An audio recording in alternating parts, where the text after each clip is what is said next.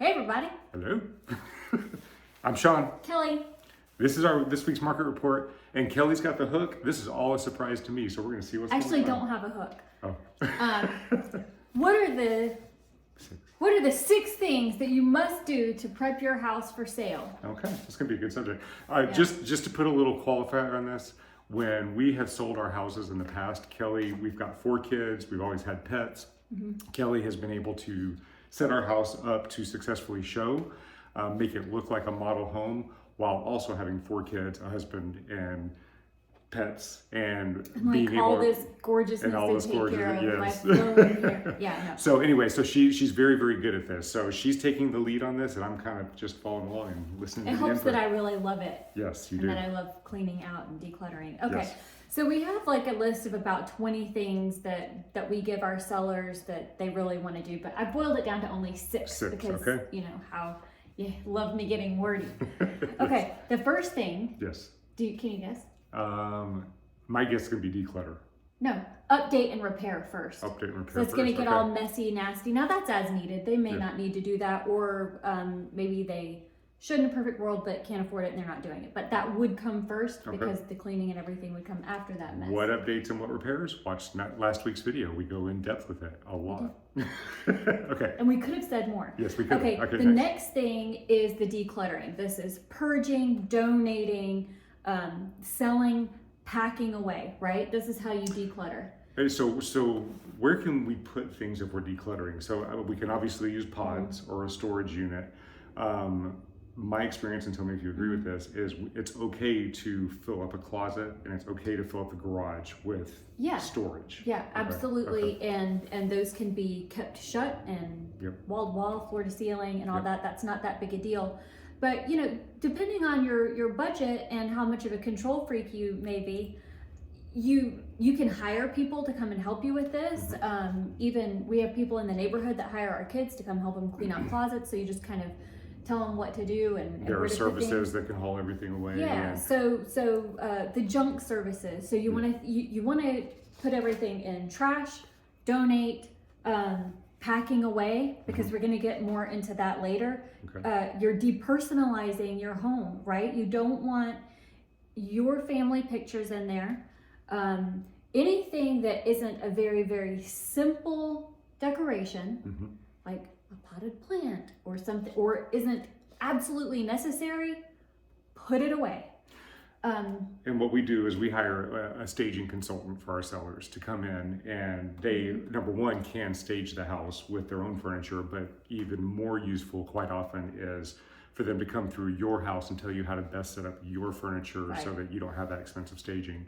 And just real quick on the packing away, if you have a storage room that you are storing things in and it's the same room as your HVAC and your water heater, it's great to store everything in there, but make sure there's a path to that HVAC and to that water heater so that the inspector, so the buyer's agent, so people can get to it to take a look at that, confirm the dates on it and so on. That's absolutely right. Yep.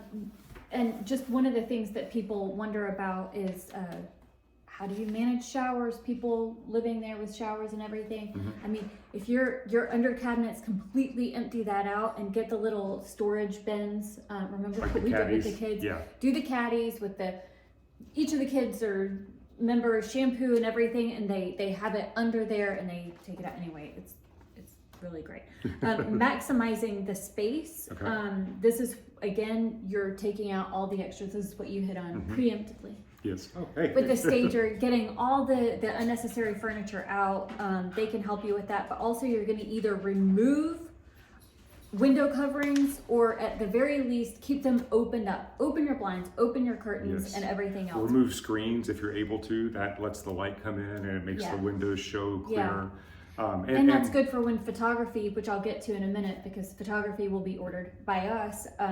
The window screens being out, your pictures are going to look better too. And just store them in the garage or in a storage unit. And Kelly brings up a really good point. A staged house actually shows bigger than a vacant house. So it actually looks more spacious. So maximizing the space by using furniture wisely. Well, and we're talking about staging now.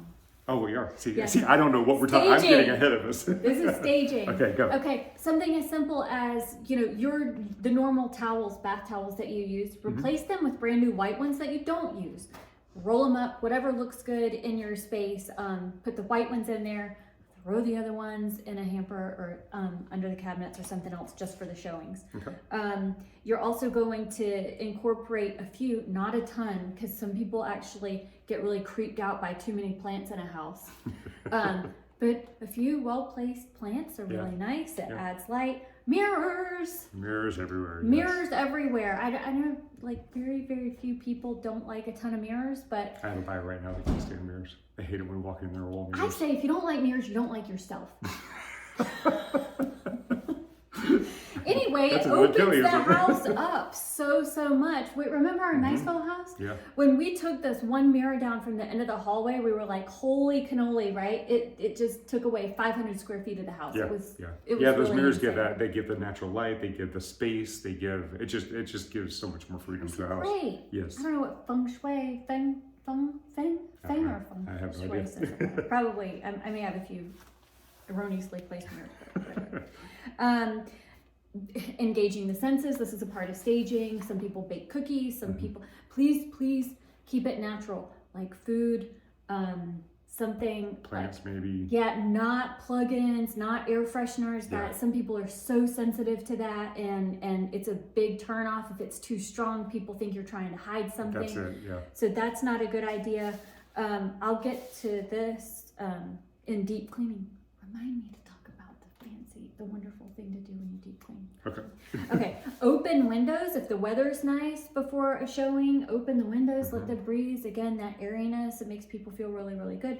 We're gonna get into deep cleaning now. Please deep clean your carpets, any carpets or rugs that you intend to keep in there during a the professional cleaning, having if you want to do it yourself, that's great, but if you can hire a professional cleaner to come in and get the house ready for show, clean house shows much better. Yes. That's very true. Deep cleaning, this means the grout, right?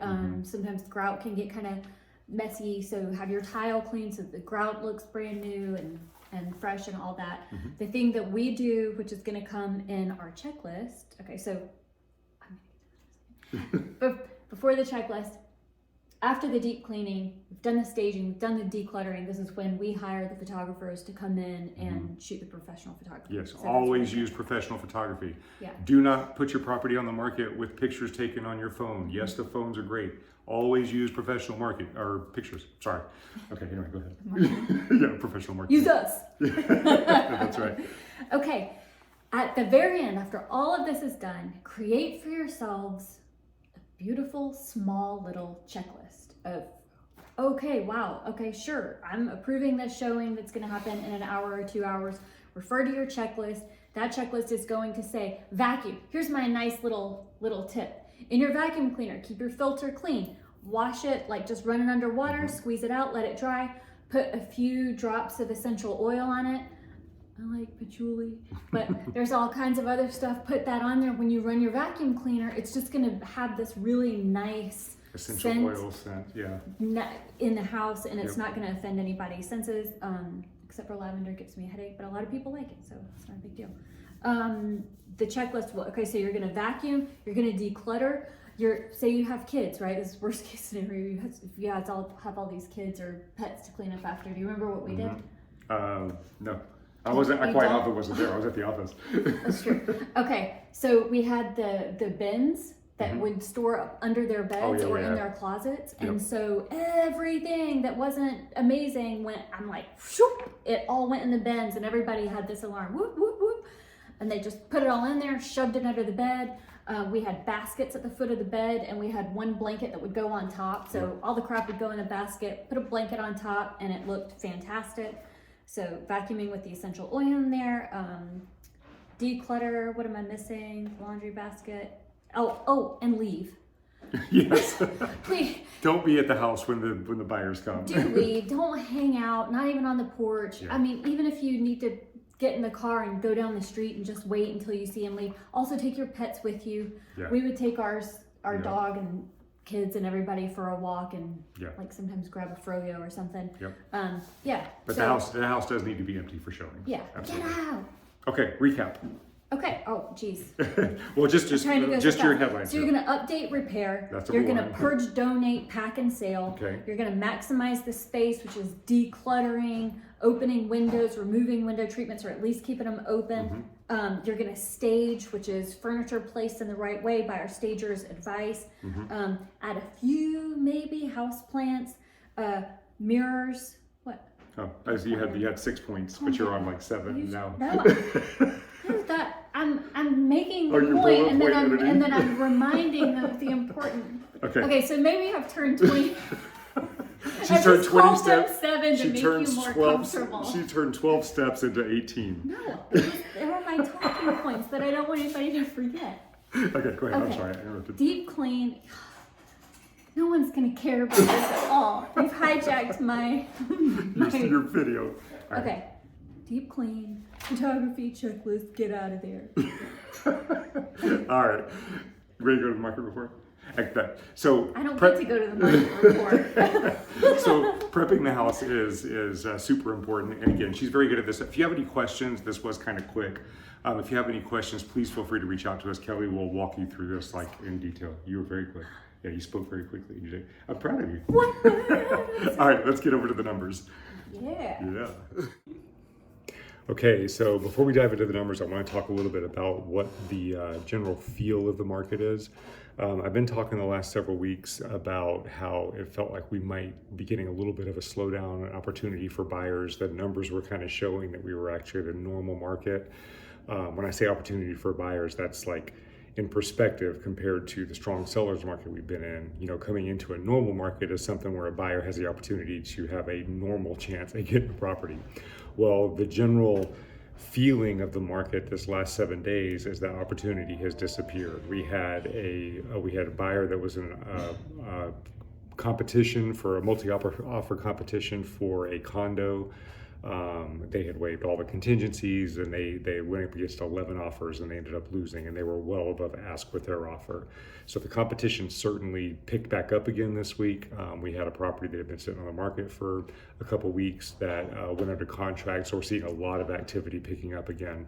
And when I show you the graphs, you're going to see why, but we'll see, is it because of what I'm about to show you, or is it because buyer activity is starting to pick up now that we're through the Memorial Day weekend? We'll just kind of see what happens. Okay, so let's dive into the numbers. All right, so as always, let me see, am I going to be able to write here? As always, buyer activity is the orange line and inventory is the blue line. So you can see that buyer activity has been on a steady decline over the last several, probably 5 or 6 weeks. And then at the same time, inventory has been kind of going up. So what that's done is that's brought us down here with the strength of the seller's market and brought us into a little bit of a normal / buyer's market, slightly buyer's market, but a normal market. Well, what happened this past week with Memorial Day, just to go back to last year, this area right here, this was Memorial Day. So we had a significant decrease in inventory and a decrease in buyer activity that weekend. And then the next week, it all shot back up. Well, during this week on Memorial Day, we had a drop in inventory, which matched that drop as far as the significance. Actually, there's a little bit more of a drop in inventory, but buyer activity was very minimal. So that's why it felt like a lot of the properties were getting just sucked up, and there was so much competition for them this year, or this last 7 days. So we'll have to see what happens over the next 14 days. Of course, Memorial Day week and Memorial Day weekend is a little bit of an anomaly, so we can't really judge what's happening with the market based on those 7 days. But let's see if it does what it did last year. Let's see if we get this increase in buyer activity and increase in inventory, and we kind of continue this process.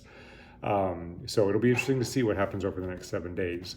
But as of right now, because of this huge gap right here, and I'm not able to write, bear with me, because of this huge gap right here, we have significantly more buyer activity than we do inventory, which means higher demand than there is supply, which means we moved back into a strong seller's market this past week. So stay tuned for the next 7 days. Let's see if this normalizes and comes back down into this area and inventory kind of comes back up or buyer activity comes down to me. Let's just kind of see what happens. A couple of things that I can say predictively that may happen, if predictively is a word. Because the inventory is so low right here, and the buyer activity picked up a lot of the inventory this last 7 days, I do expect buyer activity to drop here. And the reason I say that is that doesn't indicate that there are fewer buyers that are out there, but this buyer activity is determined by the number of properties that went under contract or went pending, active under contract or pending. So if there's no property for the buyer to go under contract with, then there's not going to be a number that reports here.